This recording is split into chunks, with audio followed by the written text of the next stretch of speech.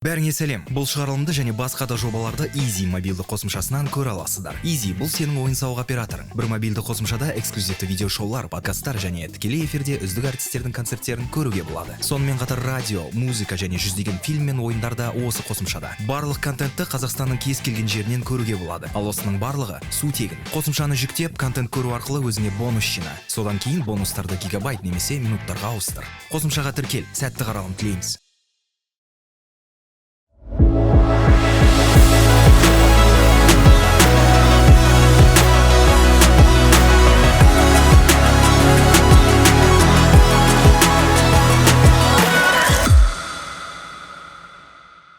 Сәлеметсіздер ме, Easy'дің көрермендері. Сіздермен бірге мен сөйлемесе таңдайы, күлмесе маңдайы ұратын сенімді серіңіз Аяна Габдуллина және бүгін сан сала бағдарламасының кезекті саны такси қызметіне арналады. Жалпы қазіргі таңда біздің такси қызметінің пайдаланушыларының тұрақты өсу динамикасы өсіп жатыр. Ол жылдан жылға такси пайдаланушылары күрт өсуде, тіпті оның бағасы да өссе де, пайдаланушылар санында солай өсуде. Дәл осы саланың қызығы мен шыжығын қазіргі таңда білетін және де такси қызметінде қаншама жылдан бері қызмет етіп жүрген бізге қонақ келді. Ол халық арасынан келген қонақ, есімі Болатбек. Сәлеметсіз бе, Болатбек? Сәлеметсіз бе? Қал жағдайыңыз қалай? Жақсы, шүкір. Бүгін уақыт бөліп келгеніңізге көп рахмет деп айтайын. Мен айтып қояйын, Болатбекпен мен қалай таныстым. Негізі сан салада жаңа шоу-бизнес өкілдерінен басқа халық арасынан шыққан сан саланың майталмандары келеді. Соның ішінде такси қызметкерлері де бар, соның ішінде дальнобой жігіттер де бар, иә. Мен осы күнге дейін ойлап жүрген, қандай бір жақсы бір сөйлей алатын, өзінің ісін жақсы көретін бір таксист мырзаны кездестірсем екен деп жүргенімде, жақында ғана мен алыс сапарға жолға шыққан кезде осы Болатбекпен таныстым. Болатбекпен таныстықтың бірінші секундынан бастап-ақ осы жігіт осы студияда отыратын алдын ала біліп отырдым. Болатбек, өзімнің мамандығымды сүйемін деп айтқаннан кейін барып әңгімеміз бір-бірімізбен жарасып кетті. Ал Болатбек, қош келдің. Жасың нешеде? 28-де. 28-де. Негізгі мамандығың? Дизайнер. Ненің дизайнері? Общий дизайнерде оқыдым, колледжде, Қазалы техникалық колледжі. Қызылордада. Қызылордада. Ол мамандықпен мүлдем жұмыс істеген емес? Жоқ, жұмыс жасамадым. Осы Алматыға келдім, арман қуып. Не жұмыс жасасам болады. Алматының ең бірінші сұлулығы мені тәнті етті. Былай айтқанда, қатты ғашық болдым келген кезде. Неше жасында келдің? 17 жасымда келдім. 17 жасымда келіп, Алматына сол кезде екінші рет көруім, бірақ бірінші кезде бала кезімде келгенмін. Одан кейін 17 жасымда келіп, жұмыс жасауға келдім осында. Содан арман қуып, анда істедім, мында істедім, әйтеуір бір официант болдым. Істемеген жұмысым қалмады енді. Грузчик болдым, шыны керек. Жаңағы бір пакетпен келдім ғой, почти айтқанда жаңағы. Қазір екі пакетің бар ма? Қазір шүкір пакетім бар енді. Біраз пакет болып тұр. Болатбек, таксиге қалай келдің? Неге таксист болуды таңдадың? Соны айтшы. Такси болуды таңдағанда баста жай-жай істеп жүрдім. Ақша жоқ кезде бастап Мерседес көлігім болды. Ол кезде 94 Өзіңнің көлігің? Өзімнің көлігім. Ол кезде кафеде администрация болып... Қызылордадан сен көлікпен келдің? Жоқ. Осында келген кезімде мен грузчиктен бастадым. Одан официант болдым. Официант болып жүрген кезімде уже администраторға көтерілдім. Администраторға көтерілгеннен кейін менің туған ағам өзіме көлік подарить етті. Сені жақсы жүрсің, мен саған ризамын деп туған ағам көлік подарить етті. Мерседес. Бауырлардың үмітін ақтадым десеңші? Иә, үмітін ақтадым. Олар менің осылай жақсы жүргеніме, жаңағыдай ешқандай бұзықтық жасамай жүргеніме, енді ол кезде жассың ғой, 17 жас деген. Уже 19-ға толғанымда уже ағам көлік алып берді. И содан бастап мен администрацияда жұмыс жасап жүрдім. Содан жұмыстан шыққан бойда уже ақшаның жетіспеушілігі өзі өсе келе пайда болды. И одан кейін мен уже таксиді уже ол кезде Яндекспен емес, бірінші по пути солай таксовать ететінбіз. Қай жылдары ол? 2021 ма, солай 21-20 3 жыл бұрын, иә? 3 жыл бұрын ба солай. И одан кейін Яндекстен приложениесін бізде администратор болып жұмыс істеп жүрген кезімде жаңағы ішке клиенттер келеді ғой енді тамақ ішуге, солардан ішінде бір жігіт болатын, таксовать етіп жүремін, мен постоянно көретінмін, оны түнде келеді, мен ночта істейтінмін администрацияда, и мен оны білдім да таксист екенін, и сөйтіп сөйлесем ғой, енді өзім көлігім болғаннан кейін интерес болды да, и содан одан сұраймын мен, сіз қалай жұмыс жасайсыз, солай, короче, ол кезде бір 20 мың табамын дейді, ух ты деймін ғой, мен енді маған күніге, иә, ал ол кезде менде администрацияда жұмыс істеймін, күніге 4,5 мың теңге жазылады. Есептеймін енді 4,5 мың, 20 мың. Мен өзім көлігім бар. Неге пайдаланбасқа соны? Солай ол жерден жұмыстан шығып кетемін де, сразу таксиге барам. Яндексте жүрем, экономмен шығам. Көп көлігім көбірек бұзыла бастады. Уже енді ұзақ жүресің ғой, бұрынғыдай тұрмайды машина. Одан кейін армандай бастадым. Хотя бы бір Hyundai Accent сияқты машинам болса кейін 14-ші жылғы ол өткені, потому что 94-ші жылғы машина ғой, ол қайта бұзылады. Иә, S100-дан көже аспайтын болдым уже. Иә, уже алға мақсат қоя бастадым уже. Таксиден ақша көрінді қолыма, содан кейін мақсат қоя бастадым. Уже ақшаң болмаса мақсат қоя алмайсың, қиын ғой енді. 94-ші жылғы көлікпен бірінші таксиге шықтың. Бірінші таксиге шықтым. Одан 3 жылда істедім. Уже 1,5 жылы былай кетті де, 1,5 жылы чисто Яндекске кірдім. Уже сыртынан наклейка жабыстырып, уже официально бастауға бастадым. Күніге есептедім, қанша ақша табуға болады, қалай істеуге болады, соның бәрін в общем, солай жүрдім, басында 3 жыл жүріппін сол Мерспен. Жаңа 94 жылғы Мерседеспен. Сол қайта бұзылғаннан кейін уже үйдегілерге айта бастадым, енді әлі баласың ғой, шыны керек, сатып жібердім десең сөйлей ма деп кішкене. Сонымен әкеме айттым, ағам айттым, сатайыншы. Үйдегілер айтады, сатпа, бұл күшті көлігің, уже 3 жыл мындың. Одан кейін мен олар тыңдамаймын да, уже барып сразу Kia Rio сатып аламын кредитқа. Мынаны сатасың? Сатқан жоқпын әлі. Сатқан жоқсың? Сатқан жоқпын Kia Rio, потому что неге үйдегілер сөйлейді, мен олар тыңдауым міндеттімін, потому что үйдің кенже баласымын. Мен ағаларым сатпа деп, әкем сатпа деп отса, қалай сатамын мен оны? Мен бірақ біліп тұрдым, жұмыстың жақсы көлік алсам, жақсы болатын. Уже комфорт классқа өткім келді. Экономнан комфорт классқа. Комфорт классқа өтіп, жақсы ақша, одан да жақсы ақша табам дедім. Сөйтіп Kia Rio сатып алдым. Kia Rio мен жақсы ақша таба бастаған кезде ағам айттым, Мерседес босқа тұр үйде. Оны бостан-босқа уақытын өткізбей сатайық. Сөйтіп ол ақшаны жаңағы мен машинамды Kia Rio алдым ғой, соны хотя бы жарты кредитін жабайын. Сонымен олар келісті. Сөйтіп жаңа енді өзімде машина бар ғой, бұрынғыдай жаяу жүріп қаласың деп уайымдаған шығар, может, үйдегілер. Сонымен оны саттым да Kia Rio сатып алдым ғой. Енді бірінші Kia Rio алдым, одан кейін саттым ғой машинаны. Қаншаға кетті 94-ші жылы? 1,2 миллион ге саттым. Алды біреу? Иә, алды. Мен 3,6 миллион ге жаңа колесадан не алдым? Kia Rio алдым. Ол қай жылғы көлік? 2014 жылғы. Мен оны алам, 6 ай жұмыс істеймін. 6 айға дейін машина бұзылмайды. Уже 6 айдан кейін машина бұзылып, уже бастады әңгімесін айтып. Бірақ уже ақша табуым кішкене өсті. Иә, әлдеқайда. Мен Мерспен жүрген кезімде 94 жылғы 300 мың, 350 мың шығатын Яндексте жүргенде. Айына. Өйткені бізде ол кезде көрсетеді ғой, ол кезде бағада төмен, бұрын қазіргідей емес. Содан мен уже Kia Rioға көшкен кезімде уже 600 мың теңге көрсетті маған Яндексім. Сонда мен уже қуана бастадым, мәссаған, енді Kia Rio'м бұзылып бастады. Сөйтіп жүргенде бір бизнес бастаймын деп қарызданып қалдым да, қайтадан Kia Rio'ны сатуға тура келді. Kia Rio'ны сатамын да, енді ол да бір жағынан бұзылып та жүрген, шыны керек бұзылып та жүрген. Оны сатып жіберем де, қарыздарым жабам. Енді не істеу керек? 2 күн ойланам, енді оңай емес қой, бір астында көлігіңді сатып, қарызыңды ғана төлеп тастап, одан бөлек ақша қалмаған. Ұтылдым. Сөйттім де 2 күн үйде жатып демалдым, ойландым. Енді не істеу керек? Жұмыс істеу керек, еркек болғаннан кейін, любом случае сынбау керек. Сол мақсатты ұстадым, мотивация болды өзімде. Сынбау керек никогда. Давай вперед. Давай арендаға машина іздейміз. Қараймын интернеттен. Шығады. Chevrolet Nexia деген машина шығады. Енді ол 21-ші жылғы болды. Енді не болса да осымен басу керек. Ол жерде только машинаны айдайсың, бұзылғанына сен жауап бермейсің. Арендаға алсаң машинаны, егерде бұзылғанына сен жауап бермейсің. Только жаңағыдай аренда қалай айдайсың, солай өзің білесің ғой. Енді мен бірақ самостоятельный өзім сондай адаммын, бірақ андай біреудің зат екенін деп ұқыпты қараймын, өзім затым сияқты. Алдым да мен оны 2 ай бойы айдаймын. 2 ай бойы айдаған кезде енді арендасы күніге 13 мың теңгеден болды, күніге 42-43 мың теңге таптым. Ай сайын расходым уже сол 2 айда бензинді алып тастайық, арендан алып тастайық.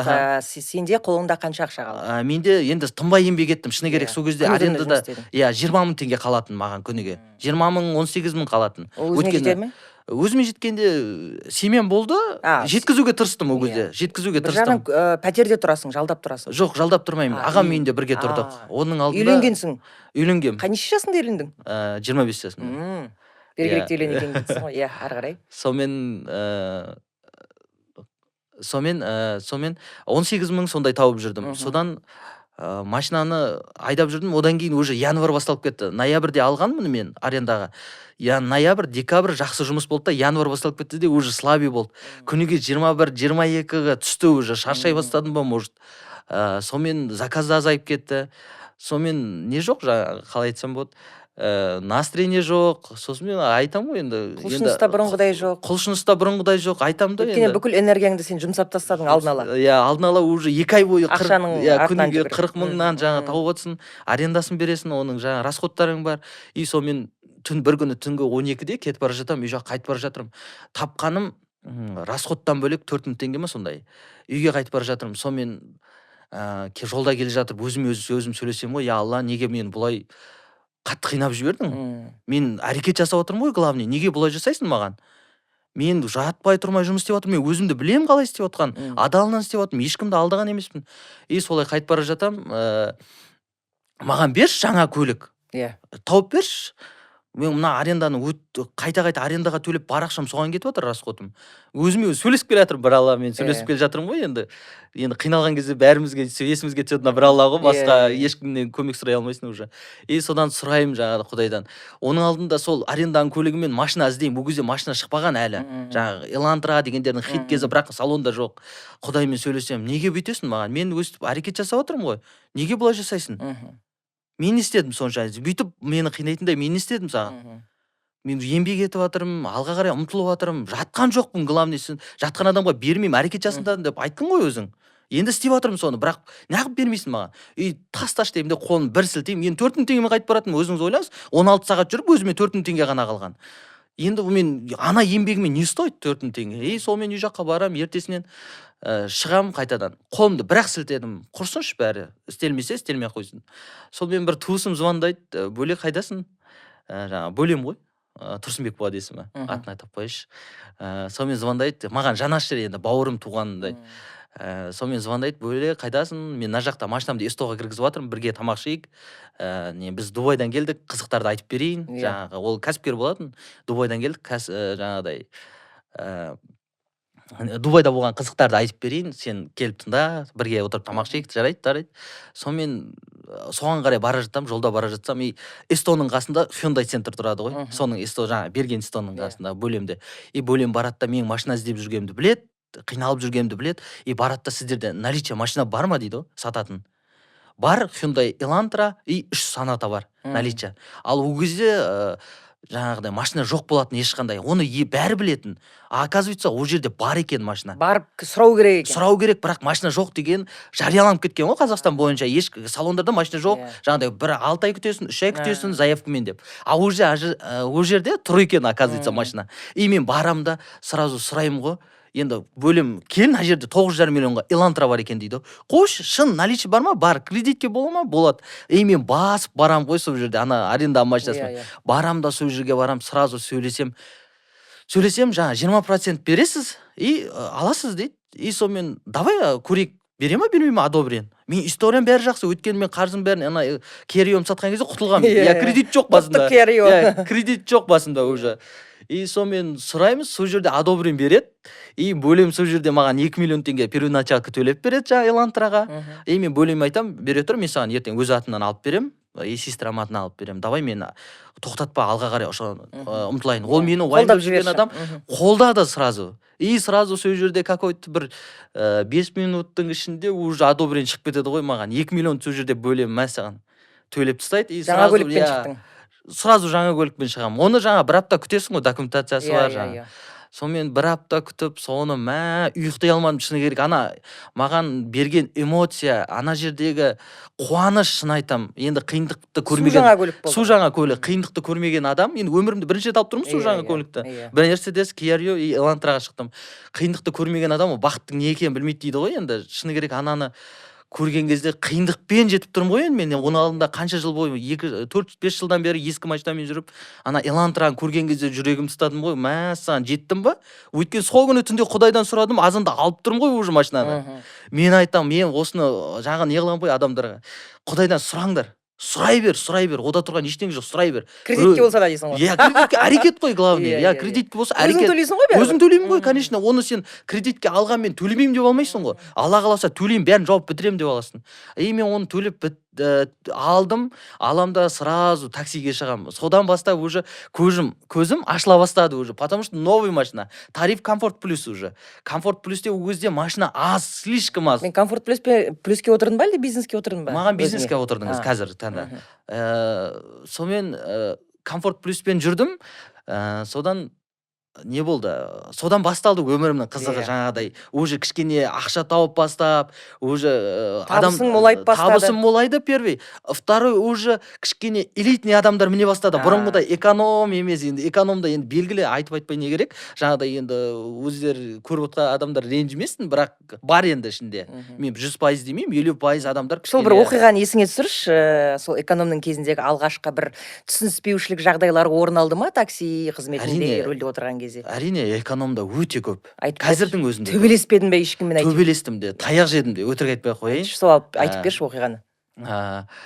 Бірлез былай болды, жаңағыдай бір жігіт келіп отырды, таксиге отырды да, бір кафені айтты, сол кафеге барам, кафеге қазір күте тұр деп кіріп кетті, әйелін алып келеді ғой. Шашынан сүйреп алып келеді әйелін. Шашынан енді мәдениетсіздік қой өте. Кафенің алдына шашынан сүйреп алып келеді. Есік ашылған жоқ қой, например. Әйелі жігіті есікті ашып атқан кезде әйелі бір тебеді ғой, есікті қайттан жабады ғой, есікті бір теуіп. Мен қатып қалдым орнымда. Енді көрмегенсің ондай нәрсені. Енді шығып жүрген кезім. Экономның кезі, иә? Экономның кезі. Керио ма ол кезде? Жоқ, Мерседес. 94-ші жылы. 94-ші есігі қатты ғой Мерседестің. Енді білесіз ғой, оңайлықпен майса қоймайды. Керио бірден кіріп кететін еді ғой есігі. Содан жаңағы ол жерде енді шашынан сүйреп кіргізіп, жаңа екеуі төбелеседі машинамның ішінде. Айда дейді, мен енді ол кезде жаспын. Қорқып кеттім шыны керек. Ондай нәрсені көрмегенмін да. Қорқып кеттім де айда деген жеріне жүре бергенмін ғой. Екеуі төбелесіп жатыр артымда. Ішінде. Сен рөлдесің. Мен рөлдемін. Айда ана адреске дейді. Жаңа адресті айтып қойған. Мен жүріп бара жатырмын. Екеуі төбелесіп жатыр. Енді болмады енді. Мен шамам келмейді ана жігітке. Мен біліп тұрмын оны. Мен жас баламын. Үлкен жігіт анау. Сөйтемін де мен жаймейін деп келе жатырмын. Ағама жазып келе жатырмын ғой WhatsApp-пен. Мен осындай адресте кетіп бара жатырмын. Ізінен қуып жетіп ал, мен ішіне екеуі төбелесіп жатыр. Машинаның уже әйелінің тақасы өтірік айтпай қойын ұрып атқан кезде осылай ұрып жатыр ғой, ударылапшы. Жаңағы есікке тиіп жатыр, терезеге ше басы. Жатқызып алып ұрып жатыр. Мен ана шокпенмін. Енді түсіріп тастайын десем қорқып келе жатырмын енді. Өзімді ұрып тастай ма жаңағыдай. Енді не болса да бір не жағымен шешейін, не болса да жаңағыдай зиян болмасын екеумізге де. Сөйттім де ағама звондаймын, ағам звондайды да, артымнан ол кезде ол ағам скорыйда жұмыс жасайды. Скорыймен жетіп келеді ғой, мен кетіп бара жатқан адресімді жаймен айтып келе жатырмын. Артымнан келеді, рискі торымыз болсам тоқтаймын да шығып кетемін ғой машинадан. Ағам шығады да желкелеп алып шығады ғой ана жігітті. Әйелін де алып шығады ғой. Енді төбелеске жатыр ғой, енді екеуінің бетінен бет жоқ. Әйел тырнап тастаған ананы. Күйеуі ұрып тастаған. Енді біреу қызарып, ана еркектің беті қызарып, әбден тырнақпен. Еркек әйел адамды ұрып тастаған көгертіп. Енді екеуі шығады да, не істеп жатсыңдар дейді ғой менің ағам. Алып шығады. Не екеуі қырылып жатыр. Алып шыға алмай жатырмын, шамам келмейді деймін ғой ағама. Ана екеуі бір-бірінің қолынан ұстап алған. Жоқ, біз төбелесіп жатқан жоқпыз дейді ғой. Сонда 2 сағат жүрдім ізіндеші, соларды тасып әрі-бері. Олар сау ма әлде алкогольді ішімдік қабылдаған ба? Қатты мас емес. Өйткені мен олардың сөздерінде тыңдап келе жатырмын ғой. Мас адам болса, егер қатты мас адам болса, ол жерде жаңағыдай ситуация болатын еді, жаңа ес білмеушілік деген сияқты. Мен олардың самостоятельно бір-бірімен сөйлесіп жатқан әңгімесін де естимін. Бір-бірімен деген жаңағы қырылысын да естіп отырмын ғой бәрін. Сен қалай таяқ жеп жүрсің? Мен таяқ жеген жерім, короче, ол басқа оқиға. Ол басқа оқиға уже. Неден болды? Таксиге барам. Жаңағыдай қатты таяқ жеген жоқпын, таяқ жегенде де енді бірақ енді төбелес болды. Иә, болды. Заказға барам, жаман адрес екен, жолының бәрі жаман, өзім недовольный болып бардым, шыны керек өтірік айтпаймын.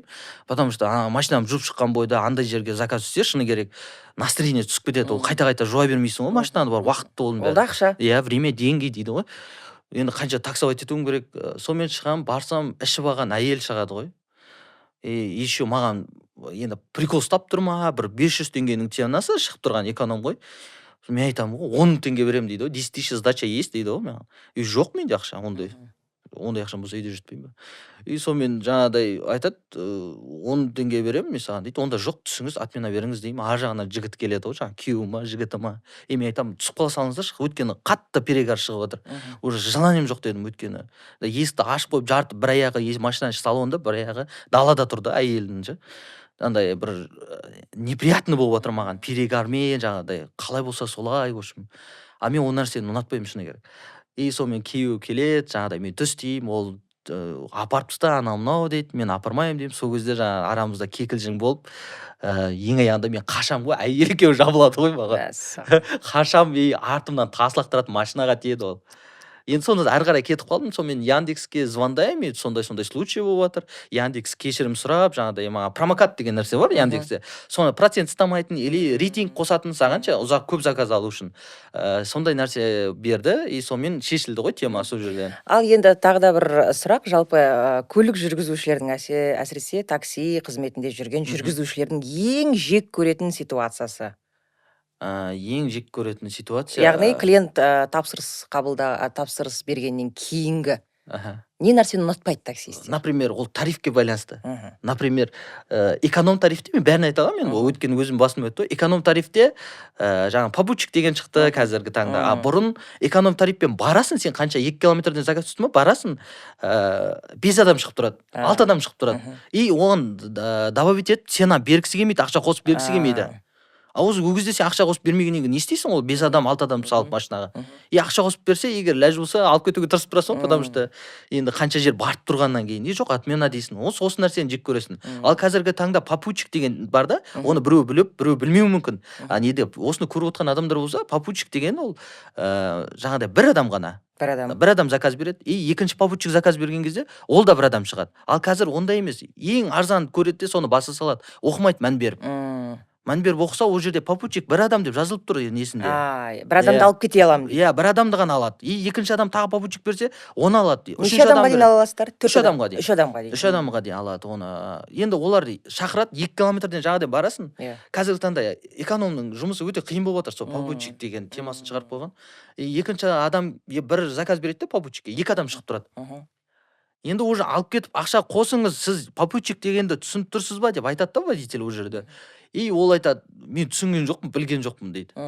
Уже сен қанша жерден кеп тұрғаннан кейін айтасың, добавить етіп ақша қос, эконом ценасын. Анда попутчиктен емес, эконом ценасын бер, мен апарайын десе жоқ келіспейді оған. Уже. Арасы бір 150-200 теңге шығар, сондай 300 теңге болуы мүмкін даже. Иногда когда как болады бағасы. Енді сол ситуацияны олар жек көреді. Ал біздегі ситуация, бизнестегі өтірік айтпасам, бизнестің, мен бизнес туралы айта берейін, бизнес такси туралы. Жоқ, бірінші бүйтіп сұрақ қойыншы. Жалпы енді қаншама адамдар бар, басқа өңірден келіп, үлкен қалаға, мегаполистік қалаға келген кезде жұмыс жоқ болған жағдайда ең алдымен енді көбісі таксиге жұмысқа орналасады. Білмейді көбісі, анықтамасын, условияларын білмейді, орысша айтқанда. Неден басталады оның барлығы да? Қалай басталады? Тіпті көлігің жоқ болса да, сен жаңағы автокөлік компаниясына барып келсесің, сен жалға көлік аласың. Ары қарай қадамдары қандай? Барып, әртүрлі компаниялар бар. Бізде жалпы Қазақстанда қанша компания бар, мен дейтін такси көлік? Мен дейтін бір... Енді бірінші орында Сар такси біздің Яндексіміз. Жоқ, таксопарктер ма или? Таксопарктер, Таксопарктер өте көп қазір. Көп, ашып тастаған көп. Өзге өңірдің де өзінің таксопарктері бар дегенде, осы таксопарктер бәрі. Хан Теңгірі, мысалы, Сәлем, Ең мықтысы бізде. Ең мықтысы қазір енді ақшаны жақсы процентті қояды. Реклама болмай қойсын, ол барлығы мықты бірдей. Разница жоқ таксопаркте. Таксопаркте разница жоқ. Жаңағы бастапқы жарнаға келген кезде, жаңағы арендадан алған кезде, бір жерлерде арендаға береді машинаны, депозит деген нәрсе сұрайды үстіне. Потому что сіз соғып алған жағдайда сол ақшаны ол ұстап қалады. Қанша? 50 мың теңге. 50 мың теңге. Кейбіреу 100 мың теңге сұрайды. Ол бір бересің болды. Бір бересің, ертең машинаны обратно тапсырған кезде, машина чистый болатын болса, сіздің сол ақшаңыз қайтарып береді өзіңізге. Қазір бесплатно да беретін жер бар. Күніге 13 мың теңге, 12 мың теңге эконом класста. Сомен... Демек, дереу ол бизнес классқа отыра алмайды, иә, адам. Ол бірден отырып кету уже Оның қиындау өзінің болады. қадамдары бар, иә? Қадамдары бар. Емтихан тапсырасың Яндексте. Яндексте емтихан тапсырасың. Ол жерде Қай жерге тапсырасың? программаның ішінде уже не бар, тест деген бар, тестілеу бар. Комфорт плюсте, бизнесте. Екеуінде тест тапсырасың, содан өтесің, соның бәрін мұқият оқисың. Ол жерде жауабын да айтады өзі Яндекс. И сұрағын да айтады, и жауабын да айтады. И последний бәрін болғаннан кейін басынан бастап соны қайталап сұрақ қояды. Орыс тілінде қоя алады, иә? Жоқ, қазақша, орысша өзің білесің, таңдайсың ішінде. Қандай сұрақтары бар шамамен? Шамамен мысалға пассажирді апарып болғаннан кейін пассажирдің көңілі түсіп кетті. Қандай жағдайда көңіл түсіп кетуі мүмкін жеткен кезде. Сұрақтар қойылады, жаңағыдай өзінің настроениесі жоқ деген сияқты, или болмаса жаңағыдай қалай айтсам болады, погоданың нашарлығына, или жаңағыдай водительдің жақсы баға қоюын сұраған жағдайда деп айтады. Ал ол кезде сұрақтың ең жауабы водитель түсіп баратқан кезде маған 5 жұлдыз қоясыз ба деп сұрамау керек. Ой, мен де жек көремін ондай. Бәрібір қоясың ғой, ол жақсы болсын, жаман болсын. Үнемі 5 жұлдыз қойып кетеді, өйткені әркім өзінің бір нанын тауып жүр ғой бәрібір де. Тіпті жаңағы қызметі дұрыс болмаған жағдайда, иіс артық болған жағдайда ешқашан мен 1 жұлдыз қойып көрмеген екенмін. Ешкім ерігіп жүрген жоқ, расымен де, иә. Енді ол адамнан қайтпаса да басқадан қайтар деген ғой. Кейбір адамдар осознанно қояды ғой 1 жұлдыздарды, комментария жазады деген сияқты. Ондай болды ма? Ондай ситуацияны айтып берейін. 1 жұлдызды не үшін қояды? Егерде сен эконом комфорт тарифімен жүретін болсаң, олар Яндекстің приложениесімен заказ бересіздер ғой, например. Олар пассажирлар Яндекске, жаңағы водительге жақсы келсе де 1 жұлдыз қойып, комментарий жазып кетсе, машина дұрыс емес анау мынау деп, Яндекс оған скидка жасайды. Соны білетін клиентке скидка жасағаннан кейін олардың бәрі никогда 5 жұлдыз қоймайды. Олар солай 1 жұлдыз қою арқылы скидка алады, бірақ мына жақта өзіміздің қазақ бауырлар, таксист бауырлар зардап шегеді. Оның 1 жұлдызына. Жақсы алып келсе де. Оны біліп алған клиенттер көп. Оны біліп алған клиенттер өте көп. Оны бонус жаңа скидка Яндекс жасап бергеннен кейін, конечно, оған 1 жұлдыз қоя салып, 300 теңге, мелочник адамдар көп қой. Жаңа бір 300 теңге, 400 теңге скидка жасағанына бола солай басып кететіндер. Сонымен сұрақ қойды, тестке дұрыс жауап бермесең, сен бизнеске өте алмау мүмкінсің, иә? Өтесің. Ол жерде конце концов сен жаңа дұрыс жауап бергенше тұра күте береді. Ғана бірін бассаң, дұрыс емес десе қайттан шығады сол тест. Оңай ма сонда? Оңай. Енді негізі ол тест жағы оңай, ол өткізеді ғой, әрбір адамның көлігі сәйкес болса, киімі сәйкес болса, например, өткізеді. Киімге де қарайды. Әрине, ол галстук болу керек, как положено, рубашка, қара шалбар, қара туфли. Ал қарапайым енді жақсы жұмысына шығып қалған клиент деп айтпайық, адам баласы өзінің жаңа көлігі бар. Ол да кредитке алынған. Ол да жаңа көлігімен кәдімгі Яндекске кіре алады, иә? Сонда аренда төлемейді, қанша пайыз Яндекс таксопарк ұстап қалады? Неден таксопарктан, мысалы, тарифтерге байланысты болды. Бизнес класста бізде, например, 21. 21% ұстап қала ма? 21%. Бірақ енді бизнес класстың ақшасы да жақсы. Өте жақсы, мен ол шыны керек мелочник емеспін, ол ыстаса ұстай берсін, мен жұмыс беріп отырған. Жұмыс беріп, заказ беріп отқанына мен ризамын, шыны керек. Мен осындай жағдайға жеткізіп отқанына. Қазір бизнестесің? Қазір бизнесте. Бизнесте сен күніне қанша табасың? Күніге 45-50, суббота, пятница, суббота, воскресенье 60-55, сондай минимальный солай. Ең көп тапқаным 80 мың теңге. 80 мың теңге. Ол бір мерекенің... Жоқ, ондай да емес. 20 мың теңге істедім Яндекспен. Үйге қайтам ба деп отқанда Қордайға заказ түседі. Сол Қордайға апарып тастаймын да, үйге қайтам, сонымен 80 мың теңге. Жүре беремес ары қарай, Қордайға дейін жүре беремес. Любой жаққа шығады. Мен Қордайға барғам, Қордайға 2-3 рет барғам Яндекспен. Сосын сол жиналған ақыны сол күні шешіп аласың ба, әлде сен жинауыңа құқың бар ма? Жоқ, жиналып тұра береді. Өзің қалаған уақытында шешесің. Сен өзің қалай жасайсың? Менде қазіргі таңда енді расход қазіргі таңда өте көп менде қазір, потому что күніге ақша тапқаннан кейін менде мотивация бар. Мен оны есептей алам, ананы алам, мынаны алам деймін де, потому что соған жинай қояйын десең, жиналмайды ақша. Жиналмайды. Жиналмағаннан кейін сен уже кредитке барасың. Мен мысалы үйді де дәл солайынан алдым. Мен өзімнің ақша табатыныма уверен болдым. Бұл жерде Яндекстің бір жақсы жері, сен ақша тапқаннан кейін саған уверенность сыйлайды. Яғни ертеңде сондай ақшаны таба аласың. Конечно, әрине табасың оны, потому что Алматы просто ең бастысы бұл жерде ниетіңмен жаңағы қалай айтсаң болады, Еңбекқорлық керек, еңбекқорлығыңыз, жалқауланбау иә, керек. жалқауланбай, сабырлық болу керек. Өйткені Алматыда өте қиын ғой машина айдау. Біреу былай қысады, біреу былай қысады, оның бәріне сабырмен таныту керек та. Оның ішінде сен қасында пассажирге жатқаннан кейін вообще қатты сабырлы болуың керек. Өйткені сен агрессия көрсете алмайсың ол водительге, артыңда пассажир отыр сені. Я даже сигнал баспайсың ғой. Енді сен екеуміздің эфирден тыс екеуміз ең алғашқы танысқан кезде мен өзімнің жұмысымды сүйем деп айттың. Аха. Енді осы такси қызметімен өмір бойы айналсам деп ойлайсың ба? Енді шынымды айтсам, мақсаттарым бар алда. Соны мен бірақ шыны керек жақсы көремін жұмысымды. Мен өйткені жетістікке де жеттім осымен. Қандай жетістікке жеттің? Үй алдым, үйлендім, бала шағамды асырап отырмын. Таксист болып. Иә, көлігімді алдым. Постоянно ақша бар. Қалтамда постоянно ақша жүреді. Ақша үзілмейді. Иә, ақша үзілмеді, Аллаға шүкір. Біреуге баппен келеді, біреуге бақпен келеді дейді ғой. Мен шыны керек бабымен келе жатырмын. Бақпен ештеңе келген жоқ. Енді Алланың берген нелері ғой, жаңағы сынағымен солай келе жатасың. Еркек адамға өзі солай. Біреу бақпен болса, жаңағыдай сразу көтеріліп кете салады бизнес жасап. Өйткені неге мен бұлай айтып жатырмын, жаңағы неге бизнеске, басқа мамандыққа секірмейсің, жаңағыдай неге бизнес жасамасқа дейді. Мен бизнес жасап көрдім ғой. Мен басыма тиді да, мен ол жерде бизнеспен айналысатынында стержень керек. Бизнестің адамы бар өзінің. Иә. Әр саланың өзінің адамы бар. Әр саланың өзінің адамы бар. Оны ең бастысы көрдің. Көрдім. Басыңа тиді. Иә, жасамай өкінгеннен дұрыс деп ойлаймын сол. Иә, әрине мен жасап, главный көрдім ол жасап. Қолымнан келмеді. Қолымнан келмеді. Содан кейін мен кішкене артқа қарай кеттім. Өзім неге жұмысымда жүре бермедім деп, сол кезде кішкене өкініш болды енді. Неге өзім қателік жасап қойдым деп, оны түсіндім сразу қателік жасағанымды. Қателікте мойындау керек, ол жаңағы сүрінбесең жетістікке жете алмайсың ғой. Содан кейін енді басыма тигеннен кейін мен кішкене басқа жұмыстардан қорқып қалдым шыны керек. Сен қазір, например, бір жұмыс жасау үшін қазір барлық жердегі зарплатаны білемін. Уже мысалға енді мен оқуымды жалғастырған жоқпын. Только 3 жыл ғана оқыдым да кетіп қалдым содан. Дипломың жоқ? Бар дипломым. Бірақ колледж ғана да. Иә, университет жалпы жалғастырып оқитын ойың жоқ па? Оқитынға ойым болғанда ойым жоқ шыны керек. Өтірік айтпай ақ қояйын, жоқ. Өзімде былайықта жете аламын деп ойлаймын. Өйткені мақсаты бар адам жаңағыдай барлық нәрсеге жетеді деп ойлаймын. Мақсатыңмен бөлісе аласың ба? Мақсатыммен бөлісе аламын. Мақсатым, менің арманым, шыны керек, өзім ауылдан келген баламын. Жақсы үйім болса екен, жақсы көлігім болса екен, жаңағыдай постоянно ақшаларым болса екен, бауырларыма көмектессе екен деген ойым болды. Шыны керек, үйімді алдым енді, бірақ одан да үлкен үй алу, жаңағыдай бір жақсы, ол материалдық құнды, оған жетерсің. Бірақ енді қазір енді 28 жастасың, жастықпен білінбейді де шығар. Бірақ 50 жастағы Болатбекті елестетейікші.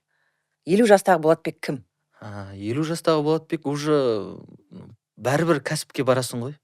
Сен бұда жүре алмайсың ғой ұзақ уақыт. Қандай кәсіппен? Оны ойланбадың ба әлі?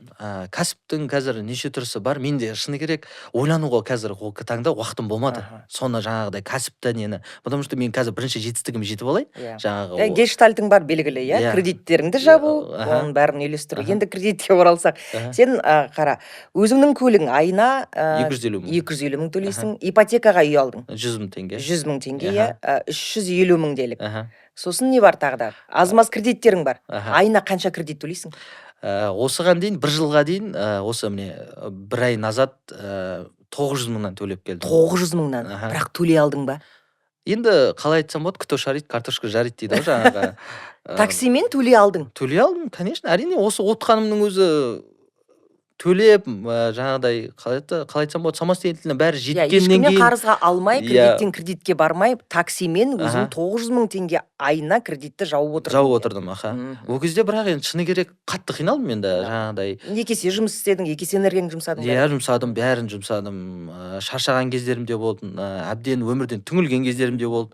Қалай болды деп, бірақ қайтадан психологиямды реттеп аламын, бәріне жеттім ғой, оказывается. Иә, бұл да өтеді. Ол ақша деген ол бірде бар, бірде жоқ. Ладно, қазір қиналып отқан шығармын, еркектің басына не келіп не кетпейді ол бәрінен.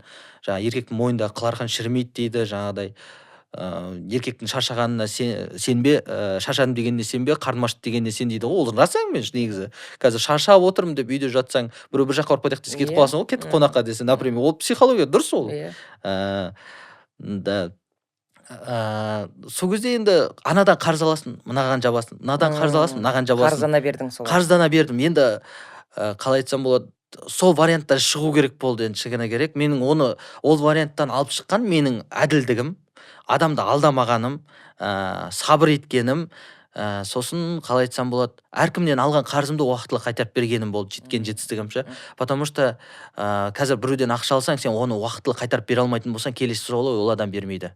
Ал мен біреуден ақша алсам, ол ақшаны шығара алмай жатсам, екінші адамнан алып қайтарып беретінмін. Потому что ол жердегі жаңағы қалай айтсам, өтірік айтпаушылық, жаңағыдай уақытында жігітшелік қайтарып беру болды. Иә, сен оған қайтарып бердің, уәдеңде тұру, ол ақшаны қайтарып бердің, ол ақшаны қайтарып бергеннен кейін, например, бір аптадан кейін қайтып сұрасаң, ол адам береді да саған. Потому что орта договор бар да, ол сен любой уақытта сен алған сенімге кірдім да оның, сөйтіп бір 4-5 адамның сенімінде болдым, өтірік айтпасам. Кезде көмектесе білді, иә. Негізі шынымен де бұл өмір, жиза дейді ғой, хэштегпен алған кезде де көбісі сөйтеді.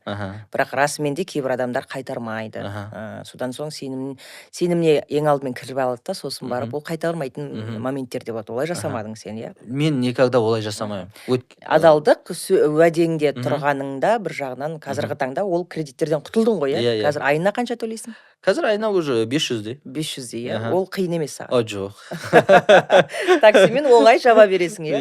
Енді қазіргі өтірік айтпасам, менің осы бизнеске шыққандағы пайдам болды, көп пассажирлер болды.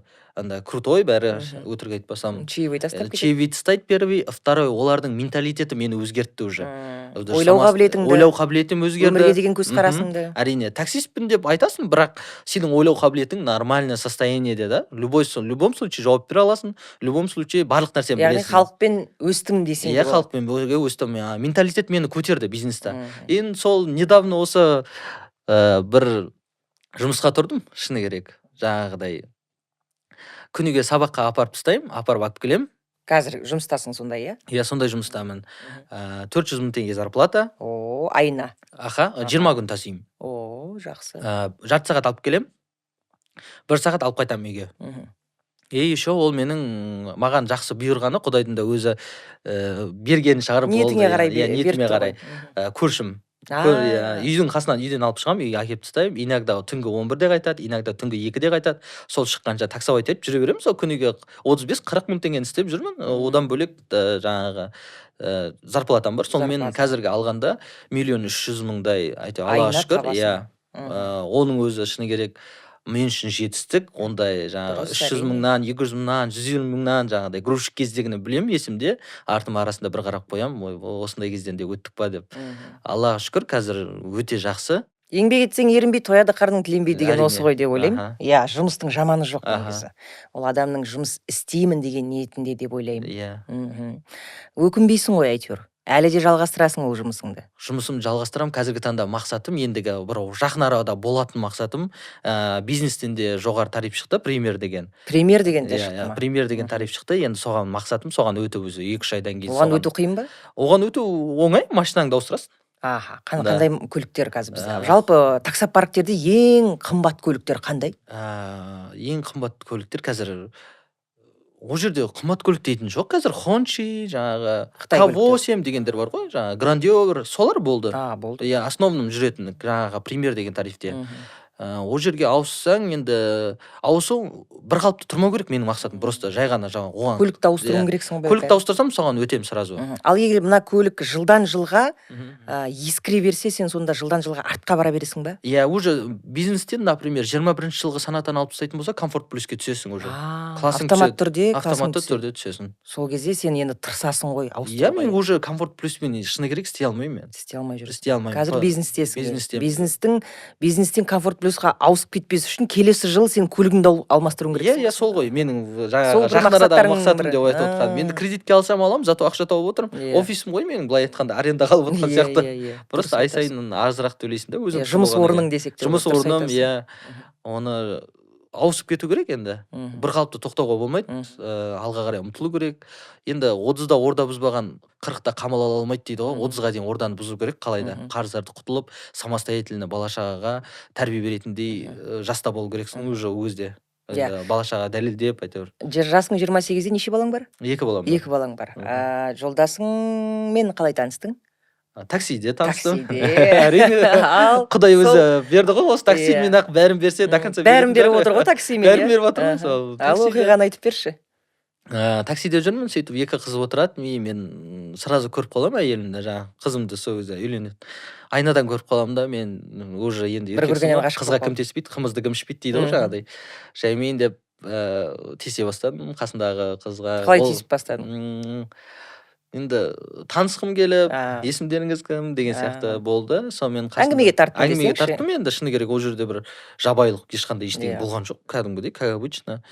Сұрай бастадым. Сонымен ол қыз маған жауап бермеді. Мен айнадан көргеннен ұнатып қалдым сразу. И қасындағы подругасын сындыру керек болды ғой, қалайда маған оның номерін алу үшін. Иә. Сөйтіп Соған соған ауыстым, уже ол сөйлемей жатыр ғой. Иә.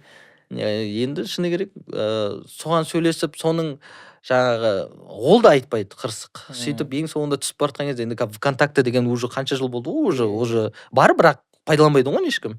Сөйтіп ВКонтактесін айтып кетеді ғой. Түсіп бара жатыр, жаңағы подругасы, мен ұнатқан қызым подругасы. Сонымен ВКонтактеден іздеп әрең табам жаңағы қызды, подругасын. И табам да жаңа қызды сұраймын, енді өзімнің ұнатқан қызымды. Ол бере салды, сразу ВКонтактесін береді еще. Ойлаңыз, ВКонтакте ешкім пайдаланбайды ғой. Иә. Енді ВКонтактеден жазам, ол 3 күннен кейін келеді. Ол жаңа сообщение, жауабы, сәлем, қалайсың, алдында көріп едім, сөйлесейікші, мен уже 25-темін, самостоятельно, жаңағыдай. Қай жақтың қызы екен? Семей, Абай облысы. Сонымен сөйлесейік, кішкентай бала емеспіз ғой, уже үйлену керек. Мен жақсы қыз іздеп жүргем. Нешеде өзі? Енді өзімен қатар. Сонымен ұнаттым, характерін ұнаттым. Енді адамның қазір такси болғаннан кейін уже сразу характерін білесің, адамның уже не ойлап тұрғанын. Психолог болып кетесің. Психолог болып кетесің, шынымен де бұл жаңағы көп адам мінеді ғой, көп адаммен жұмыс істейсің. Сонымен сөйтіп сөйлесіп, 2-3 күн жүрдім, жаңағыдай жазып, номеріңді берші, WhatsApp-пен сөйлесейік, звондамайым, алаңдама деп. Сонымен номерін берді, сонымен WhatsApp-пен сөйлестіп, сөйтіп бірінші күнде кездескеннен бастап қатты ұнаттым, шыны керек. Қанша уақыт жүрдіңіздер? Көп жүрген жоқпыз. Мен уже айтқанымнан қайтпайтын адаммын. Өткен сол моменттерде үйлену керек. Уже алға қарай мақсат қойып жатқам, үйленіп, семья болам, өйткені жасым 25-ке келді, қалайда үйленемін деп. 25 жасымда сол жерде бірінші кездескеннен ұнаттым. Күніге 1 ай бойы күніге кездесеміз. Ұзақ уақыт бірге жүреміз, бірге барып тамақ ішеміз, әңгімелесеміз. Иә, может ұнатқан шығар мені. Енді күнде кездессеңіздер, демек ол да ұнатқан. Әйтпесе ұнатпаса шықпайды ғой қыздар деген. Қыздардың психологиясы сондай ғой. Ұнатпайтындай да жігіт емеспін. Құдайға шүкір. Самооценка жақсы енді. Сонымен кездесіп 1 айдың ішінде үйленіп кеттің. 1 айдың ішінде 1 ай жүріп үйлендім. Ұсыныс тастадың. Ұсыныс тастағанда жоқ, ондай болған жоқ. Кәдімгі алып қаштың. Оңтүстіктің вариантымен кеттік қой. Алып қаштық дегенде өзінің жаңағыдай, мен айттым, давай үйленеміз, өйткені мен жігітпін ғой. Айттым, үйленейік. Уже жүріп жүрген 1 ай болды, менің уақытым жоқ. Көп жүретін. Келіссең де, келіспесең де кеттік, үйленеміз. Ол айтады, менде жұмысым бар, әлі біреуге ананы айту керек, мынаны айту керек. Тогда давай. Үйленбейтін болсаң, маған давай. Дедім. Шыны керек. Ол отырып қалды түспен. Мен айттым, егер маған үйленбейтін болсаң, түсіп қала сал машинадан. Уақытымды өлтірме. Мен сені алып қашып кетпеймін, қинамайым. Ұнатпасаң, менің мақсатымды білесің, сен 1 ай бойы мақсатыңды айтасың, арманыңды айтасың болашаққа. Сондай болды ғой енді, оның арасында күйем сүйем дегеннен басқа да темалар бар ғой мысалға. Сонымен айттық, сол жерде айттым, егер мені ұнатпасаң, менімен өміріңді көре алмасаң, түсіп қала бер машинадан. Мен саған ренжімеймін. Мен жай ғана жұмысымды істейін, кете берейін. Потому что мен үйленуім керек, уақытым жоқ. Сонымен түскен жоқ, анау деді, мынау деді, 4 сағат бойы жылады машина ішінде. Не істерін білмеді, шыны керек. Сонымен келістірді ғой. Келістірдім. Сол жерде келістіріп тадың ба? 4 сағат отырдым, бірақ 4 сағат отырдым, сол жерде айттым. Енді мен де ол жерде жаңағыдай жалынып отыратын жігіттердің қатарынан емеспін, шыны керек. Қызға әсіресе ердің сөзі.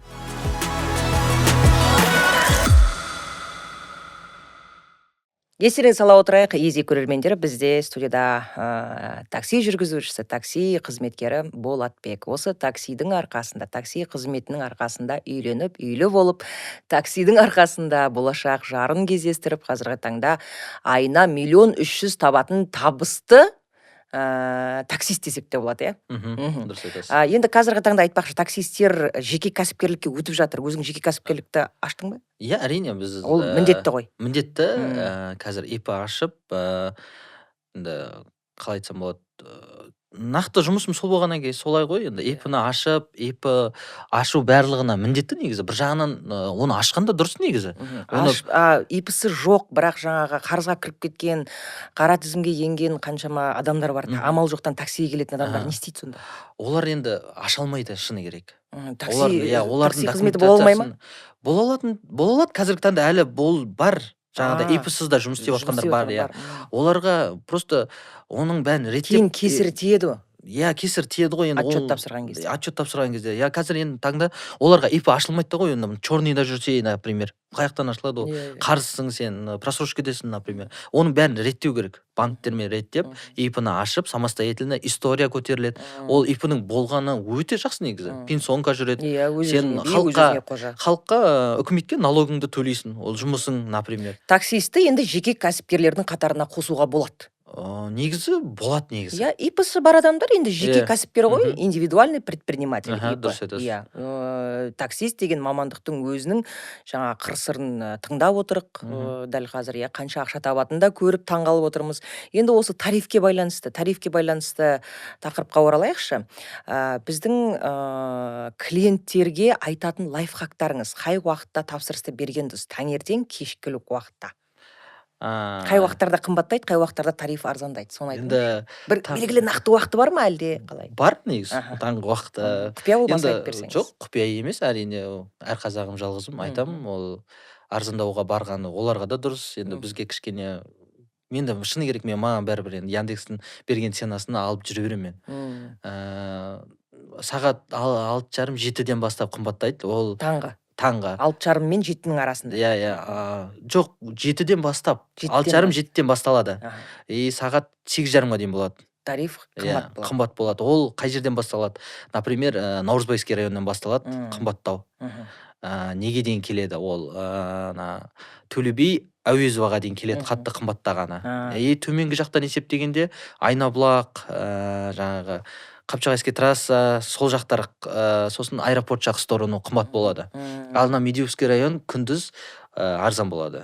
Өйткені ол жақтарда пробка жоқ. Ләжі болса, негізі алдын ала бір 10-15 минут бұрын тапсырыс беріп қойған дұрыс, иә? Мысалға 7:30-да шықсаң, кептеліске түсесің, первый, второй, жаңағы қымбат ценамен барасың. Ал 8:30-да шықсаң, таңғы уақытта айтыватсың. Таңғы уақытта пробкада жоқ, неде жоқ, қалай айтсам болады, цена да төмен болады. 8:30-дан кейін. Иә, 8:30-дан кейін уже. Және де ауа райы қолайсыз болса сол күні. Ауа райы қолайсыз болса, ол кезде күні бойы қымбат болады. Ол кезде вообще цена түспейді, қымбат болады. Шанс жоқ уже.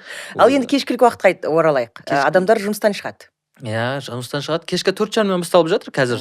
Сабақ бар, студенттер бар. Тариф 4:30-нан бастап қымбаттайды. Уже сторону Наурызбайский районға қарай. Уже Медеевский район қымбаттайды. Содан ол кезде енді кешкі час пик ол қиындау енді. Қатты болады пробкасы тоже. Сен, сондай уақыттарда жұмысқа шығасың ба, әлде қалаған уақытында жұмысқа шыға бересің ба? Жоқ, менде қазіргі таңда енді бағана айтып отырмын ғой, 400 мың теңгелік зарплатаға тұрдым жұмысқа. Ол адамды мен азанда 10-да алып шығамын үйден. Әкеліп тастаймын жарты сағатта. Сол 10:30-11-дің шамасында уже 11-лердің кезінде машинамды жуып тазалап, 11-де бастаймын сол. Нешеге дейін жүресің? 5:30-ге дейін жүремін.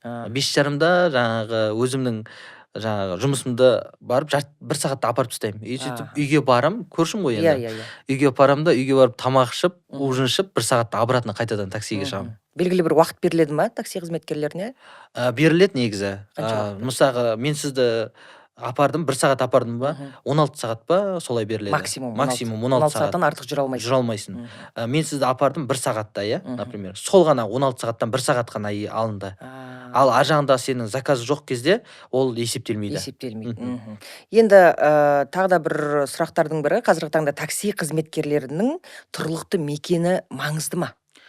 Ол енді Ауылдан келіп таксовать етеді көбісі. Ол енді шыны керек өте маңызды нәрсе. Өте маңызды. Неге десеңіздер, мен өзімнің басымнан өткен, мен Бұрындай деген жерде ағам үйінде тұрғанмын. Сол кезде енді ол кезде жұмысым только таксиде ғой.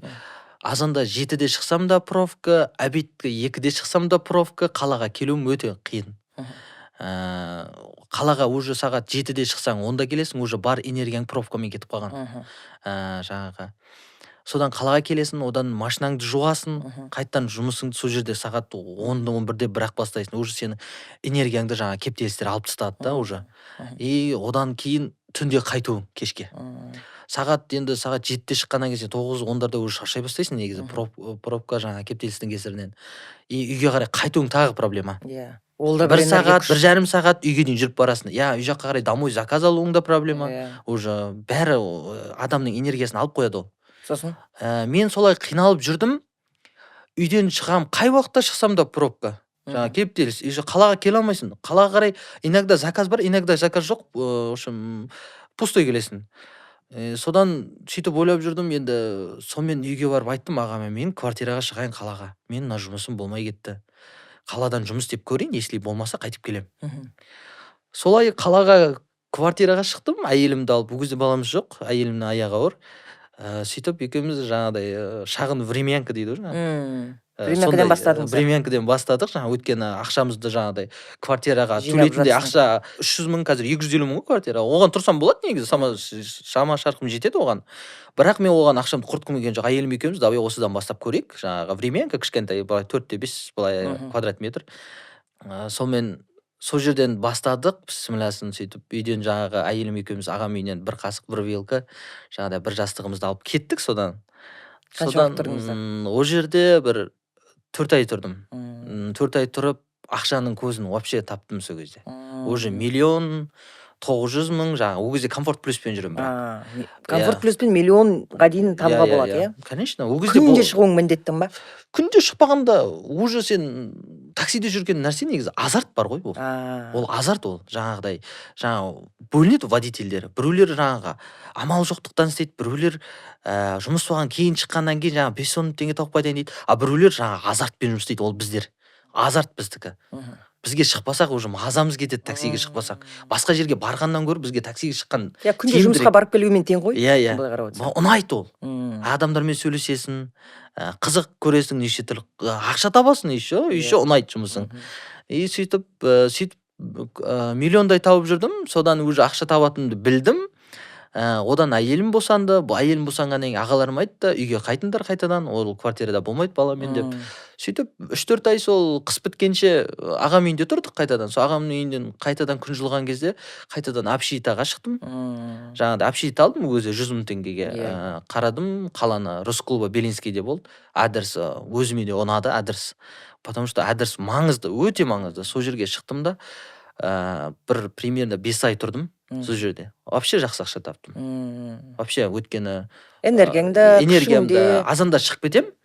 Азанда сағат 7:30-да шығып кетем, сағат 12-1-де обедке келем 20 000 тауып. Обедім дайын, как положено, әйелім дайындап қояды. Тамақ ішем, 1 сағат ұйықтаймын, 3-терде шығам. 3-те шығамда сағат 8-ге дейін бір жұмыс істеймін. Қайтадан бір 15 000 теңге тауып келем. Енді пробка кептеліс бар ғой жаңағы. Соның салдарынан жаңағыдай азырақ енді кішкене 15 000, сонымен 30 000-дай болады. Сонымен 8-дерде қайтып шығам жұмысқа. Содан 12-ге дейін. Түнде 12-11-ге дейін. Жұмыс істемейсің ба? 12-ден кейін енді қазір как график болу керек ол үшін. График өзің үшін болу керек, өзің қоясың. Түнде жұмыс істемеген дұрыс па негізі, қалай ойлайсың? Түнде жұмыс істесең негізі өте қиындау негізі, жаңағы көбінесе бір жағынан денсаулыққа да зиян, бір жағынан жаңағыдай көбінесе жаңағы мас адамдар мінеді. Бірыңғай мас адамдар. Олардың бәрінің перегары бар, олардың еститін әңгімең бар, жаңағы. Бірақ жақсы негізі түнде жүрсең де бірақ күнде емес дейсің ғой. Күнде емес, бұлай істеуге болады негізі. Бірақ қаншама жүргізушілер бар ғой, кәдімгі өзінің жұмысы бар, мемлекеттік қызметкерлер де бар, жұмыстан кейін таксовкаға шығатындар да бар. Ондай адамдарды танисың ба? Иә, білемін ондай адамдарды. ол негізі дұрыс нәрсе негізі. Еркек адамға негізі былай өмірлік не жатпау керек қой, жұмыс істеу керек. Иә. Ол жаңағы беріліп қойған жұмыс істеп ақша тапсын еркек деген. Ол дұрыс нәрсе. Мен жаңа жұмысқа барып келдім, 400 мың теңге, 500 мың теңге алам. Болды жетеді деп олай никогда болмайды. Ол жаңағы олай сен болашағыңа да кішкене қиындау ғой қазір. Ақшаның да құны жоқ. Сондықтан бар нәрсенің барлығын пайдалана білу керек. Мүмкіндікті пайдалану керек иә, дейсің ғой, жас пайдалану кезде. керек. Енді сұхбатымыздың соңында Аха. жаңа жалпы жүргізушілерге айтар кеңесің мен ақылыңды айтшы. Жүргізушілерге Мысалға, кейбірі таксист болғың келмейді деп менсінбейтіндер де бар. Көп, бірақ жатады үйде. енді олар жалқаулық қой ол. Мысалға ол жаңағы болмайды. Ол жалпы таксиде емес, жалпы жұмысты істегісі келмейтін адамның әңгімесі ғой. Дұрыс айтасың. Ол істеймін деген адамға мысалға ол такси, конечно, Қолға бір күрек табылады. бір күрек табылады. Такси әрине жақсы. Шыны керек, мен оған Несімен жақсы? Ал, айта бер. такси несімен болғанда күнделікті ақшаң өзіңде, өзіңнің жаңағы қараса біреуге нең жоқ, жаңағы қалай айтсам болады. Тәуелді емес. Тәуелді емессің, өзіңмен өзің бастықсың. Главное, бұл жерде өзің каждый заказ сайын жұмыс істеу керек, телефон алмау керек негізі. Басқа адамдардың бар, туысқандар болады, дос болады, звондайды, анда барып келейік, мында барып келейік. Ол өте бұзады. Жұмыстың берекесі содан кетті уже. Жоқ деп айта білуің керексің. Иә, жоқ деп айта білу керек. Мен жұмыстамын. Сен қазір менде мына нәрсеге қатты жыным келеді. Сен таксовать етіп жүрсің ғой, барып келейік та дейді да. Ал менің таксиім жаңа 2 сағат барып келесің ғой. Уже сен әрі қарай жұмыс істей алмайсың уже. Сенің жаңағы жоспар құрасың күніге. Кестең бұзылады бір жағдай. Иә, жоспары құрасың. Қазір мен планың бұзылады. Сағат 3-4-ге дейін 15 мың шығарамын, 3-4-тен кейін 20 мың шығарамын деп есептейсің ғой. Соның бәрі кетеді уже. Bir күннің жоспарын кетіп қалады уже. Сен ол адамды көргеннен кейін уже әңгімелесіп кетесің, әрі қарай жұмысың қалады уже.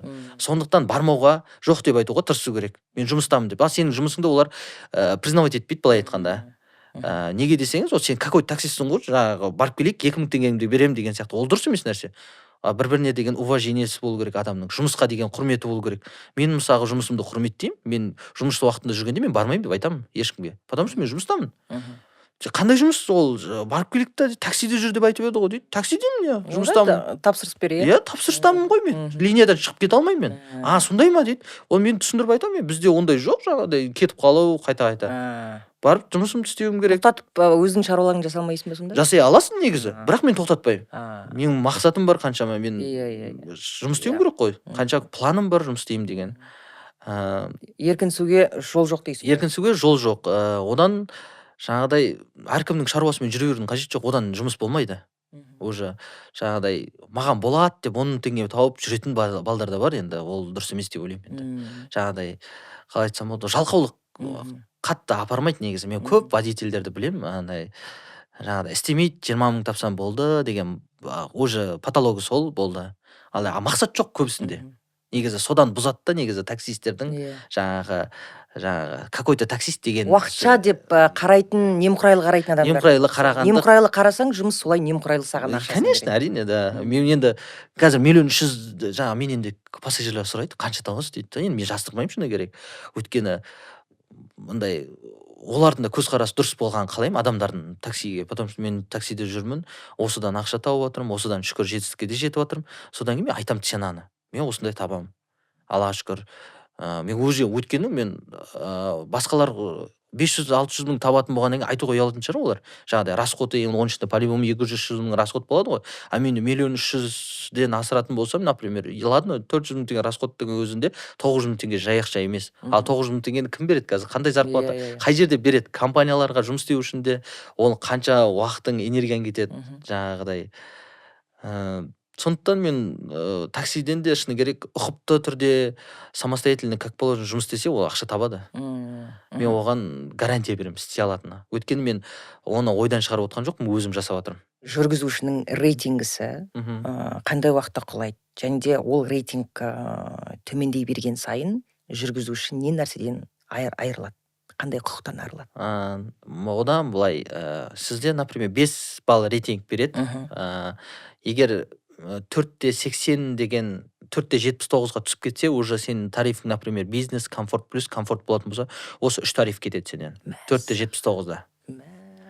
Эконом ғана қалады. Экономнан кейін экономда жүріп қайтадан 4/80-нен жоғары ұстасаң уже қайтадан саған мүмкіндік береді емтихан тапсырып кіруіңе. Екінші рет сол кіргеннен кейін қайтадан түсіп кететін болса уже 6 айға блокқа кетесіз. Жаңа 3 тарифтен. Сондықтан рейтингті сақтап, ол рейтингті сақтаудың өзінің жолдары бар. Ол машинаны таза ұстау, өзіңіз әдемі болып киініп жүру, пассажирлармен жақсы сөйлесу, қалай айтсам болады, аккуратно айдау машинаны, тезірек апаршы десе тезірек апарып тастау, ләж болса қолдан келгенше ғой енді. Сосын қандай жағдайда ол кісілерге көмектесіп, жаңағыдай затпен келе жатса, ол сондай нәрселерді негізі ұқып түрде жаңағыдай самостоятельно көмектесіп, түсер кезде де көмектесіп, солай болу керек негізі. Сол кезде менде кейде комфорт плюс бизнес классқа тапсырыс берген кезде аэропортқа жүруім керек болған. Менің қолымда 2 багаж болды. Бизнес классқа тапсырыс беріп тұрмын. Ол сыртқа шығып негізі көмектесуге болады ғой. Міндетті. Ол маған көмектесе алмады. Көмектеспеді, сыртқа шықпады, өйткені дала жаңбыр. Бірақ өзі ашып жіберді ана жақтан кнопкасын басып, өзіміз көтеріп салдық. Сол кезде қатты ренжігеніміз бар. Бірақ оған 5 жұлдыз қойып кеттім енді, шын айтайын. Бұл кезде енді ондай водительдерді негізі, ондай водительдерді мен түсінбеймін негізі. Мен ол водительдерге айтам, мен ашпаймын, мен бүйтпеймін деп айтып атады негізі. Ол дұрыс емес деймін да, ол сен жұмысқа деген немқұрайлылық. Негізі міндетті ғой. Міндетті, конечно, әрине, ол көмектесуге міндетті ғой. Багажды ашып тастап отыру. Қыз баласы, иә, тем более қыз баласы, әйел адам, үлкен кісі болсын, барлығына көмектесу керек. Есік ашып беріп отырғызып жібер кішкене, үлкен апалар болса, например, ода тұрған ештеңең жоқ. Ол сенің өзің жұмысыңа деген құрметің, екінші адамға деген құрметің. Ол жерде жалпы маған есік ашуға міндетті емеспін деген тема емес, ол любой адамның жұмысындағы өзінің жұмысына деген сыйластығы. Одан қолыңда ештеңеңде түсіп қалмайды. Ештеңең түсіп қалмайды. Көмектескенің дұрыс. Менде, например, айнадан қарап отырамын, енді жаңбыр жауып отса. Бізде жаңағыдай затпен келе жатса, сразу түсем де, заттарын алып, сәлеметсіз бе, қалайсыздар деп. Сол ғой міне рейтингті көтеретін уже. Сәлеметсіз бе? Зонтикпен шығасың ба? Бизнес класста зонтикпен шығасың. Зонтикпен шығасың, есік ашасың, затын аласың, отырғызасың, түскен кезде есік ашасың, зонтикпен шығарып саласың. Солай. Тәртіп солай бизнес класста. Ал жаңағы бизнес класстан жоғары не деп едің? Пример. Ол жақта қандай? Тоже дәл солай. Дәл солай. Бірақ көлігінің жаңалығы. Иә, көлігінің жаңағыдай сәл үлкендігі салонынан. Содан ал мына отбасылық тарифтер деген бар ма? Минивэн. Ол бар, иә. Оның құны бөлек, тарифы бөлек па? Құны примерно ценасы когда как. Бизнестен жоғары ма? Бизнестен жоғары болады, иногда одан төмен болады. Оған қазір көліктер өте аз. Алматыда оған жаңа минивэнді только жаңағы платный подача дейді ғой, солмен шақырады. Жеке адамдарды. Иә, Яндекспен шақырады ғой, солай шақырады. Өзінің ішінде бар безналичный оплата, сен, например, 5 километр жерде тұрсаң, саған 1000 теңге береді келгенің үшін. Солай. Бірақ ода көліктер аз, оны білем. Одан көрі енді оған өте тапсырыстар да аз былайша негізі. Одан қазір адамдар ценаны есептейді де, ладно, 2 такси заказ бере салайық, топырламай деп, сондай енді психология қазір жақсы, мықты жұмыс істеп отыр ғой қазір. Ал енді бонусқа ауысайық. Бонус деген не? Мәз болып сол бонусты біз жинаймыз. Сөйтсе, ол бонусты негізі өзіміздің ақшамыз екен ғой. Соны түсіндіріп берші халыққа. Ол былай, сіздер енді оплата карта деп тұрады ғой, карта енгізесіздер. Яндекспен заказ бересіздер. Яндекс сіздерден 5000 алса, бізге 3700 или 4000 солай көрсетеді цена. Енді разница болып тұрады екеумізде, например, сол 1000 теңгені өзіңізге бонус қылып береді. Ол оны қайдан білдің десеңіз, оны постоянно білеміз, оны заказ түседі, қарайсың 4000 теңге шығып тұрады. Негізі мен ол ценаны білемін да, қанша шығатынын, өйткені уже стаж бар, 5000 шығушы еді, неғып 4000 шыққан дейсің. Сөйтіп жолда жүріп келе жатқан кезде, оплата наличными дейді, ауысып кетеді интернетке байланысты. Ауысып кеткен кезде маған уже 5000 көрсетеді. Өйткені пассажирді жоғалтпау керек қой, оған білдіртпеу керек жаңағы нені. 4000 деп сізге көрсетпейді, 5000 деп маған көтереді ценаны, көрдіңіз ба? Сізге егер наличкаға ауысып кеткен кезде 4000 деп қалатын болса, сіз екінші карта тіркемейсіз. Конечно, дұрыс па? Соны біліп алған олардан енді... Картаны тіркемеген дұрыс дейсің ғой. Енді... Лажы болса тіркемеген дұрыс қой. Өткені мен қанша рет көрдім, уже маған да пассажирлер ренжіп кеткен кездер болды, жаңағыдай. Мен завершить еткен кезде 4300 теңге көрсетті. қалай сонда деп, телефон енді ортада тұрады ғой бізде. Қалай сонда дейді, менен 5400 теңге алды дейді. Мен айттым, сіздер наличка қоюыңыз керек еді. Сол кезде осы ценаны беретін едіңіз. Или болмаса как енді қалай айтсам болады, сіз төмендеу баға төлейтін едіңіз. Сізге бонус беру үшін сіздің ақшаңызды алып отыр. Ондай бар ма еді дейді. Конечно, бар ондай. Енді оның бәрін Яндекс саған бермейді ғой, көп заказ бердің деп. Оны көп кездеседі ондай нәрсе. Оны біз біліп те отырамыз жалпы. Иногда пассажирлер сұраған кезде айтып береміз, былай болғанда былай болады деп. Кейбіреуі жаңағы перевод жасап төлегісі келмейді ғой, сондықтан қойып қояды оны. Бонус алдым деп, жаңағы бонуспен төлеп отырмын деп мәз болады, бірақ өзінің ақшасını өзіне беріп жатыр да. Ол белгілі нәрсе. Енді көп адам білмейді екен, оказывается, мен білетін шығар деп ойлайтынмын. Жақында ғана білгенмін. Иә, ол нәрсе бұрыннан бар.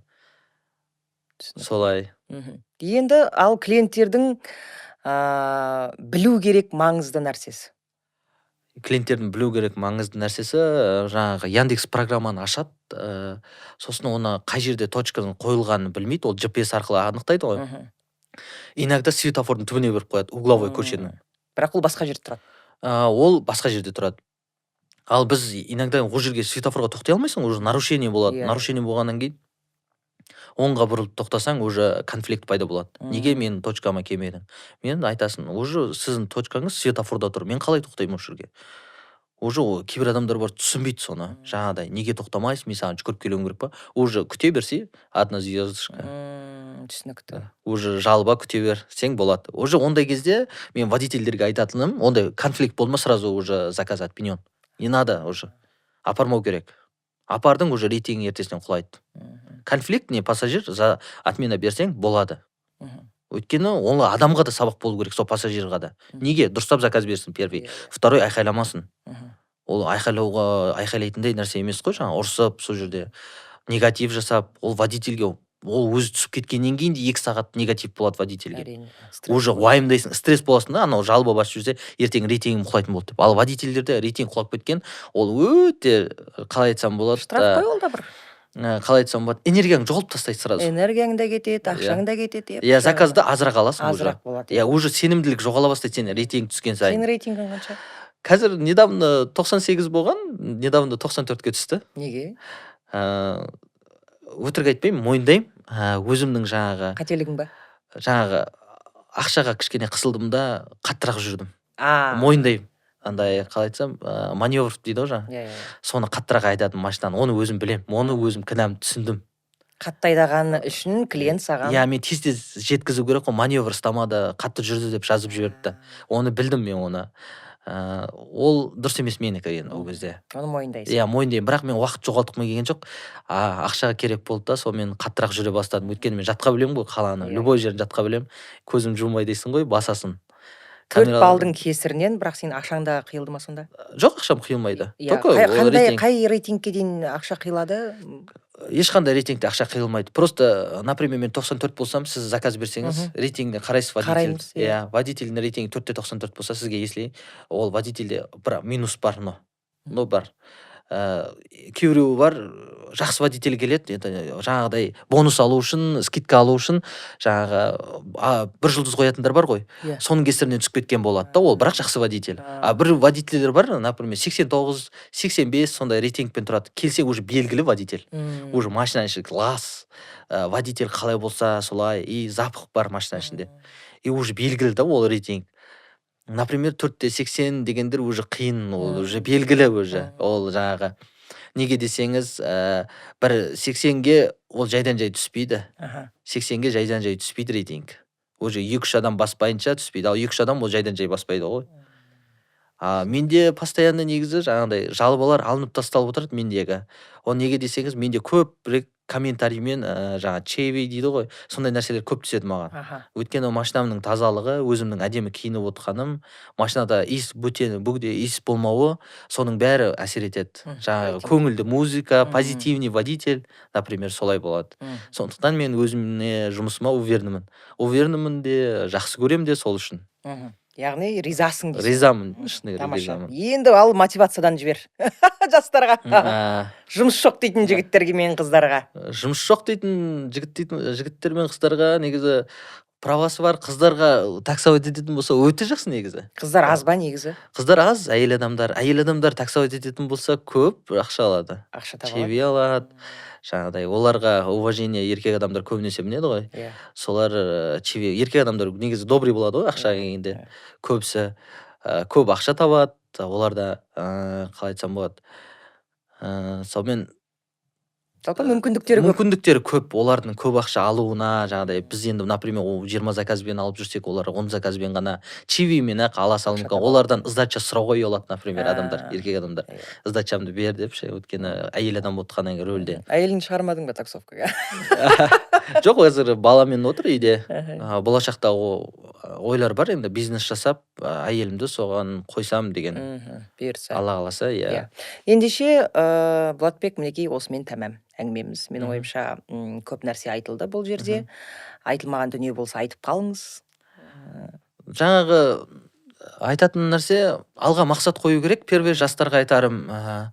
Ол такси қызметі болсын, басқа сала болсын, иә? Иә, әрине, ештеңеден қорықпау керек. Ақша, қарыз деген қазір көп жағдайлар бар. Қарыздан жаңағы еңсесі түсіп, арманын қалдырып, ол қарыздан қорықпау керек. Дальше жұмысын жалғастырып, егер бір жұмыстан сенің, например, ақшаң жаңағыдай жетпей жатса, сен уже жұмысыңды ауыстыру керексің. Иә, дұрыс айтасың. Ол уже жұмысың дұрыс емес, значит. Бір қарыздан шыға алмайтсың ба, уже дұрыс емес. Сондықтан жұмысты ауыстырып, басқа салаға ауысу керек уже. Ақша табу керек. Көбірек ақша табатын жағына бару керек. Содан кейін ізденіс керек. Жұмыс жоқ деп жатуға болмайды. Жұмыс көп. Мақсат қою керек. Армансыз адам, ормансыз бұлбұл. Иә, сондай. Жастарға айтатыным, жұмыс істеу керек, жатпау керек, алға қарай ұмтылу керек, мақсат қоя білу керек. Алған бетінен қайтпау керек, сынбау керек. Ең басты сынбау керек. Сындым деген кезде тұра білу керек. Иә. Көбісі сындым деген кезде сынып қалатындар көп. Иә, тұра білу керек. Ойлағаныңа жете білу керек негізі. Ең бастысы айтайын, адамды алдамаңыздар, өтірік айтпаңыздар. Адалынан істеңіздер бәрін. Не істесеңіздер де. Сол кезде Құдай өзі берекесін береді. Өтірік айтатын болсаң, қасыңда досың да болмайды. Ақшада дұрыс таппайсың, оның берекесі де аз болады. Сондықтан шынайы болу керек, барлығын шынайы айта білу керек. Жеген наның тәтті болсын десең, ұйқың тыныш болсын десең, сен адал болуың керексің. Сөзіңе де, ісіңе де, қызметіңе де. Дұрыс па? Егер сен өтірік айтпасаң, қызметіңе адал болсаң, ешкімнің ала жібін аттамай, ешкімнің ақысын жемесең, тыныш ұйықтайсың, жаныңда тыныш, бәрі де тоқ, бәрі де жақсы деп ойлаймын. Енді статистикаға кезек берейікші. Жалпы такси қызметінің бағасы жыл басынан бері шамамен 5%-ға өскен екен. Такси қызметін пайдаланған жолаушылар саны 37,63%-ға өскен. Сонда 35 миллионға жуық адам такси қызметін пайдаланды екен. 35 миллионға жуық. 35 миллион рет десек те болады, иә? Жыл басынан бері. Такси жолаушылардың тасымалдаудан 4 миллиард теңге табыс түскен жыл басынан бері. Бұл өткен жылдың сәйкес кезеңмен салыстырғанда шамамен 30%-ға артық. Көрдіңіз бе, ақша қайда жатыр, иә? Кез келген қызметте ақша бар, жасай алсаң, қызметіңе адал болсаң деп ойлаймын. Ендеше сол адалдығыңмен, ниетіңмен ары қарай діттеген мақсаттарыңа жете бер деген үлкен тілек менен болсын. Бала-шағаңның қамын ойлап жүрген өзіңде жігітсің, қарапайым қазақтың қарадомалақ жігітсің, жұмыс жоқ деп жатпадың, нөлден бастадың, бірақ қазіргі таңда миллионнан астам жалақы алады, табады, отбасын асырап отыр, үйінде алды, жағдайында жасады, көлігінде алды. Бұның бәрін жасаған таксист Болатбек деп нүктесін қояқ, иә? Болатбек еңбегің елене берсін, және де еңбегің еселене берсін деген тілекменен болсын. Осымен құрметті көрермендер, көрдіңіздер ғой. Сұхбат барысында жұмыстың жаманы жоқ екенін айтқанбыз. Еңбек етсең емерсің дейді. Еңбек етіңіз, еңбек бәрін жеңбек. Осымен тәмам. Көріскенше күн жақсы.